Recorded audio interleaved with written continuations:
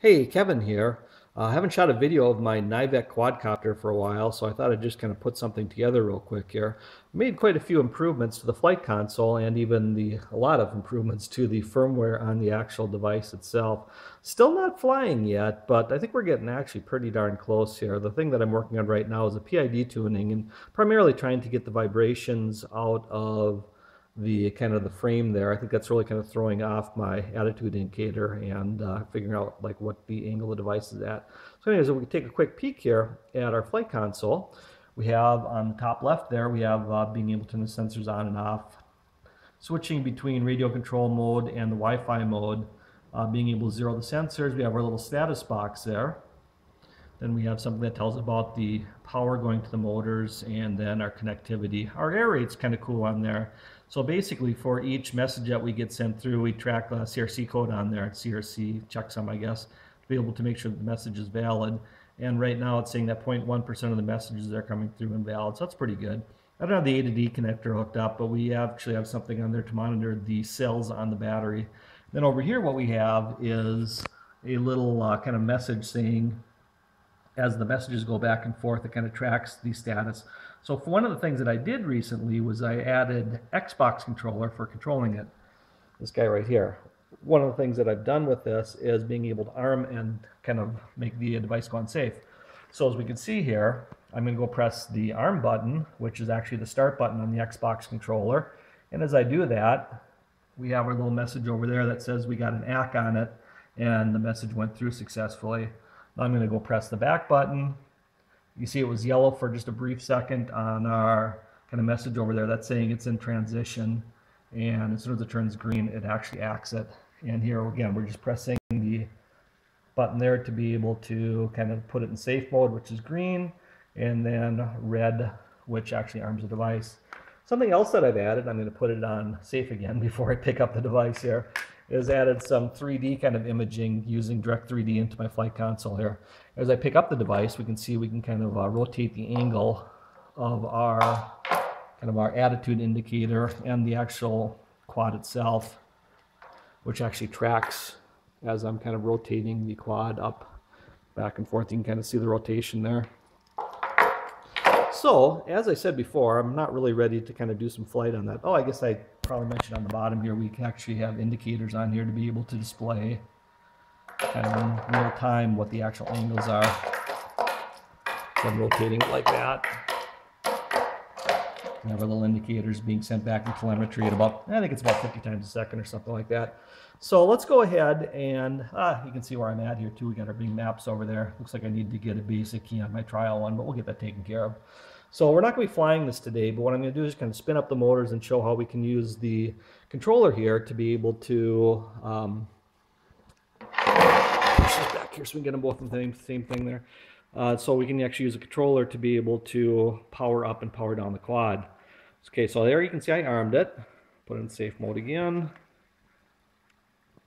Green. Now we have red, which means it's armed. Now what I'm going to do is kind of pull this back a little bit because it is kind of a little jumpy. And then I'm going to pull the right trigger, and as I do that, we watch this really closely over here. We can see that it's sending a control input up instead of a ping. And as it does that, that's going to kind of put power to the motor here. One other thing to note is my B button there is my safety switch. As soon as I press that, I'll set the throttle back to 0. So let's go ahead and give it a little bit more throttle.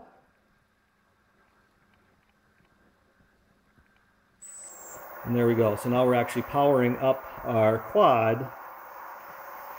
As you can hear the motor spin up just a little bit there as I'm pulling the trigger in. It's on a timer, so if I keep the trigger pulled in, it gives it a lot more throttle. We'll kind of give it just enough to be able to get it up in the air just a little bit. As I said, right now you can see the noise is starting to kind of creep in from our motors there. The quad is nice and stable there, but you can see you get a lot of noise in there. I'm going to give it a little bit more. You can also see that it's kind of giving power to the different motors based on what it thinks it needs to do to try to stabilize it via the PID algorithm. So we'll give it just a little bit more. You can see our noise is really starting to go crazy. Part of it I think might be because I'm actually kind of mounted on the device, or once it gets up in the air, some of the noise from it bouncing up and down the platform might go away. Just give a little bit more. As you can see how much it's bouncing like that, it's pretty obvious that with all this bouncing going on, that there's really not enough stability to be able to kind of successfully execute our PID algorithm. And since I'm so close to it here, you can kind of see my knee with respect to the motors and stuff. I'm just going to shut it down. So now I'm just going to press the B button. And we brought the throttles down to 0 and our motor spun out. And again, we'll just press the stop mode on there. And now we're back in the safe mode again. So again, you can see things are starting to come together, and the firmware actually on the controller itself is becoming very, very stable. I've let it run for days without any problems. So I'm feeling really, really good about that. I'm also feeling good about my communications channel, because as you can see here, right now we have our error rate of 0.1, yeah, there we go, 0.1% of the messages failing, and it's got some retry capabilities built in. So I'm feeling really good about being able to control it via something like my Xbox controller here, so it won't necessarily be only flyable by the controller. The other thing to note is the telemetry that I'm using is this little device here. So I'm getting away from Wi-Fi, which is another neat kind of thing, because with Wi-Fi you're limited somewhat in the range that you have.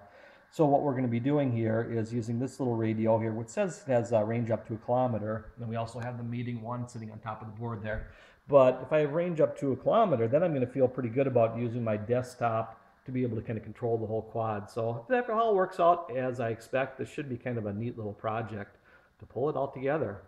Hopefully I'll get some time this weekend to do a little bit more work on it, but I've got a race on Saturday, and the mother's in town, so might not happen this weekend, but hopefully over the next few weeks I'll be able to do some other work. Oh, one other thing, I did kind of add a little stability to my test console here.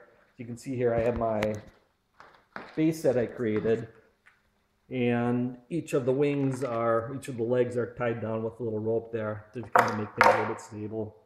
So anyways, that's it for today, and stay tuned for the next one.